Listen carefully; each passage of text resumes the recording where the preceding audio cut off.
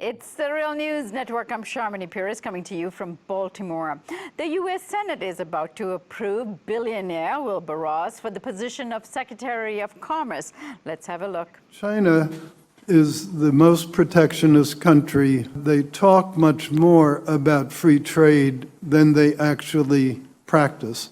We would like to levelize that playing field and bring the realities a bit closer to the rhetoric. Once Ross is confirmed, Trump's administration will have assembled an economic team that is outspoken in its determination to change U.S.-China trade relations. The other key person in the Trump team is Robert Lighthizer, who is Trump's trade representative. Both Ross and Lighthizer have accused China of not playing fair when it comes to trade and have suggested that U.S. should retaliate against China. In response, China's foreign ministry spokesperson Zhang Jun recently issued a warning to Trump, saying a trade war or an exchange rate war won't be advantageous to any country, somewhat mocking the U.S. For wanting to trade, on one hand, have a trade and exchange rate war with China, and on the other hand, wanting to strengthen growth for the United States. He says these two objectives are contrary.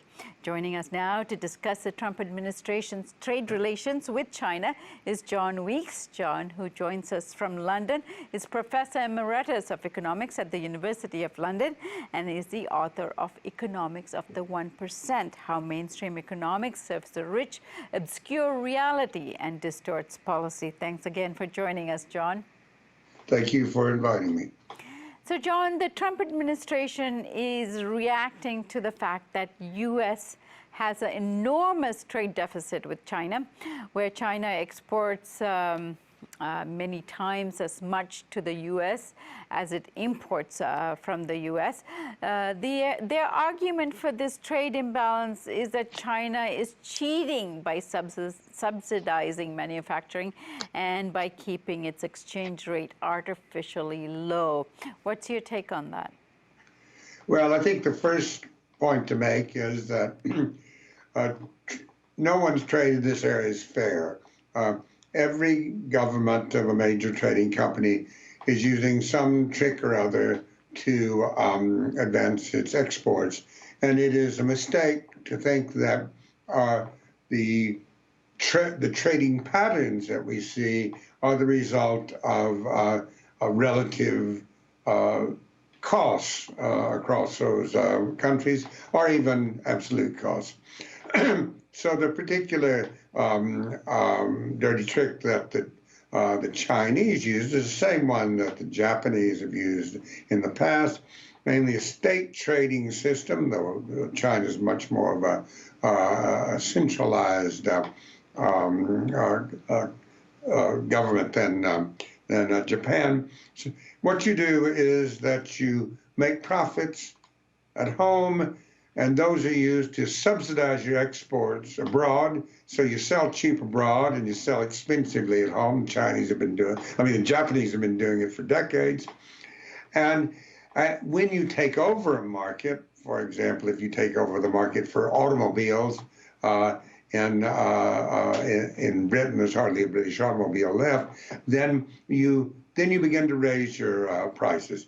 It's an old, familiar capitalist pattern, and the Chinese practice it, the U.S. practice it, and so on. The Chinese are more effective in practicing it because they have a authoritarian government that can make business behave much better than, but it's much more effective in making business behave in the so-called national interest than would be the case in Japan. Japan has done a very good job, or Germany. Germany has its own trick to be a major exporter. The German trick is a dual labor market.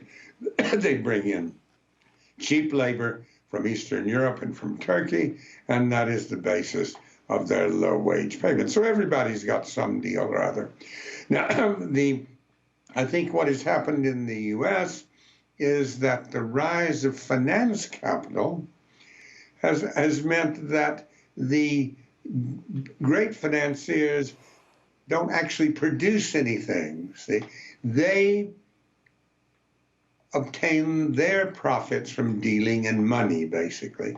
And so the U.S. running a trade deficit is actually in their interest because they are the middlemen for selling the bonds, which finances the U.S. trade deficit, selling U.S. Treasury bonds to the Japanese, to the Chinese and the Japanese. Japanese is the second largest holder of those bonds, and to the Germans and the others who have a trade surplus with the United States. Now, that has been going on for about 30 years, but the U.S. capitalism has been reaching the limit of that process, because if viewers reflect on that for a moment, should realize you can't go on doing that forever, because you're building up a bigger and bigger foreign debt, which you have to service. And with a slow-growing economy, it becomes harder to do that. So the backstory is that are the Chinese playing in an unfair way? Of course they are. Everybody does. And in the situation in the United States is that it has not been having these subsidies to its exports because finance capital is so powerful in the United States. So, John, the Trump administration is really threatening to start a trade war with China. It's imposing or talking about imposing tariffs on Chinese imports. First of all, can it do that with existing WTO rules? And then what would be the consequences of such a move? I think he's taking the position he takes. First of all, because there's been now 30 or 40 years of a decline of U.S. exports, and the foreign debt situation has become worse and worse. And sooner or later, some president was going to have to do something about it. Particularly with WTO, it is in effect a dead letter. The U.S. has not had a permanent representative in several years. And under Obama, these special trade deals were being pursued, the Trans-Pacific Partnership, the Transatlantic Trade Investment Partnership.